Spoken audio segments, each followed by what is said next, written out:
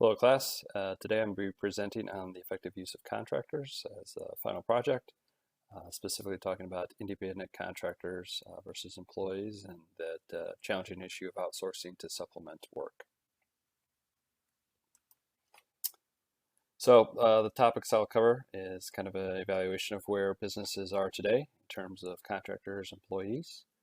We'll dive into the benefits and the negatives of having independent contractors, as well as looking at employees and the strengths and weaknesses of having those individuals as part of the effective use of an organization. Then I'll wrap up with some additional research or things that need to be further investigated to help supplement the goals and purposes of assessing the individual opportunities here. So in looking at today's standing of businesses, there's just under 8 million companies within the United States. They employ roughly 133 million. And if you're looking at the state of Illinois specifically, there's over 320,000 businesses and nearly 5.5 million people working. So this is found through the census and the Bureau of Labor Statistics. It's interesting to note during some of the research of how many independent contractors are out there. Americans for Prosperity here, you can see that 36% of American workers are freelance. So this runs the gamut, everything from reporters to IT, the gig economy, those type of folks. And then they list a whole host of different type of contractors there on the left. When looking at this research, senior policy analyst Austin Brennan reported that 17 million Americans have quit their jobs to become independent contractors. So 30% of them are the freelance number that you see there. And then 60% of those individuals report making more money than they did before. So obviously this is shaking up organizations quite a bit, and today's work environment and the competitive workforce nature, it's making it a challenge for folks. So we're looking at businesses and trying to go through some of our previous notes and reports that we received through class.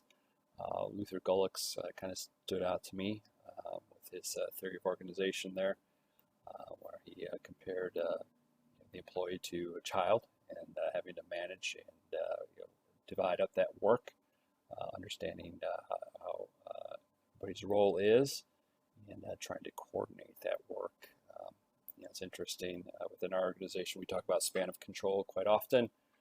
The ability to effectively manage both the personnel as well as the technology is kind of critical at the Village of Schaumburg.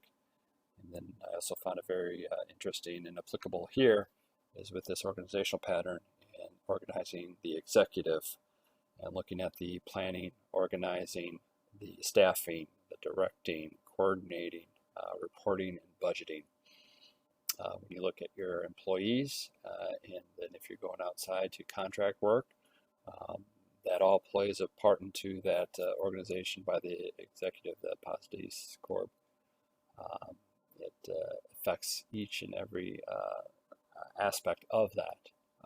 So you need to have an effective workforce and resources there to roll out those products and servers. So I thought Luther Gulick's notes were very applicable here.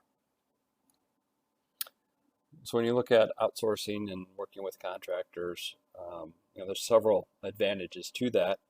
In the Village of Schaumburg, we contract out with a company called TPI.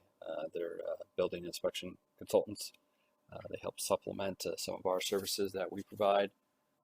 So by doing that, obviously you gain the credibility of an outside agency that has certified individuals who've passed a certain test, so that they can do things like electrical inspections or plan reviews or code enforcement and so forth. Working with a contractor, you have that dependable work, so you know that you'll always have an individual there. So there's no stopgap, or you're not losing any time. You're paying this rate where you don't have to worry about benefits and vacation and that type of stuff. So there's some significant advantages there. There are also, unfortunately, there's some disadvantages. Contract work is not cheap.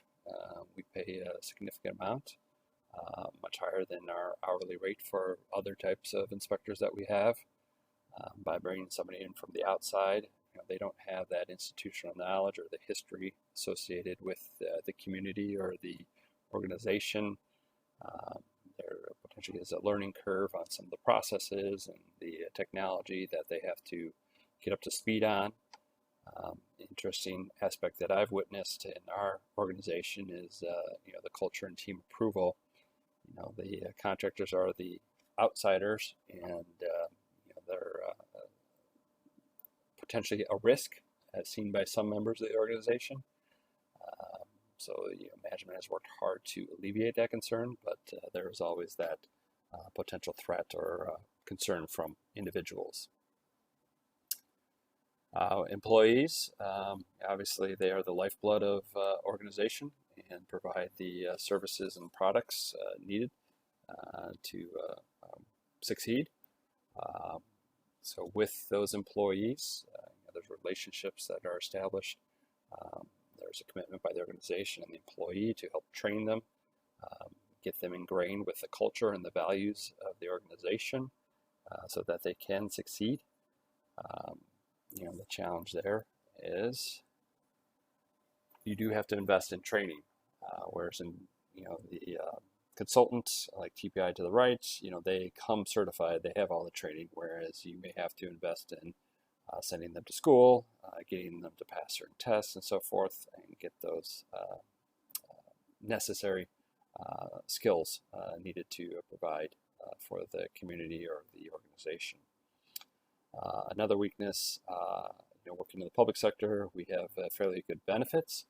So you had the hourly rate plus the benefits, whether it's pensions or health insurance or whatever it may be, it does generally exceed what those consultants would cost the organization. On the flip side, contractors, they'll have somebody there every day, but if an employee decides to go on vacation, or if they have an FMLA leave, or they're out sick, or whatever personal time, there's challenges with coverage, right? Trying to find someone to work through whatever schedules they have to make sure that those products and services are delivered. And especially in today's environment, recruitment is a tough thing. With a very tight labor force and low unemployment rate, everybody's competing to get that top talent. So people aren't staying as long as they once were. So that turnover leads to additional investment in HR cost and organizational cost to find those folks to stay. So we're looking in, how do we move forward with comparing, these employees and contractors, and what are the issues impacting the organization? I really like Carol and Buchholz's corporate citizenship. They talked about, the original discussions of organization was, it's kind of profit at all cost, and they're not really focused on society and meeting those expectations of social activities. There wasn't much concern about global competition back in the day, but Carol Buchholz talks about these new 4 components that are to be expected, not only by the businesses but by those who work for it. So yeah, there is an economic impact, right? You're supposed to make money, but you're supposed to pay your people well. There's a legal component where you must follow the rules. Then the ethical is, what kind of impact are you making? Are you doing it honestly? And that's seen by folks. And the discretionary aspect of making sure that you're proactive and you're building yourself for long-term success, and that's a viable organization. Another interesting one that I thought was somewhat applicable to this was Argris, his self-actualization trends. So he's got these 6 trends listed. When he talks about some of the challenges of those employees and the specialization and how it may impact those folks in a negative aspect. So this, if you do bring on contractors, I've seen this in our organization, where employees do withdraw. Several quit because they didn't think there was a future for them. You don't want to have apathetic employees, but this may happen and create, unfortunately, some deceiving work and other things to help resist this temptation. We had a union created, AFSCME, over multiple departments and divisions to try and address this. So it was a very interest period through the village of Schaumburg to see how that played out as they tried to protect themselves, when in the end, the village is just trying to supplement its workforce to provide the resources. And then, probably the worst here is, teaching your kids that, work is unrewarding. You're setting them up for, unfortunately, an unfair expectation and kind of a diluted sense of what's out there. So when we look forward to trying to evaluate this, kind of thing is to look at the economic performance, right? And bringing on contractors, how does that benefit the organization, and what are the ramifications there? Look at that social responsibility and how the contractor helps supplements and works with employees to make a difference.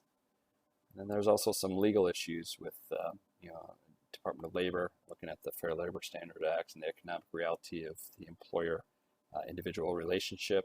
So that needs to be assessed. And then with this pandemic, obviously we're in kind of this hybrid work model with technology, customer service, and better understanding the impacts of all that. So with that, here's my references for the project. And I really enjoyed this course and learning more about organizational theory. Thank you.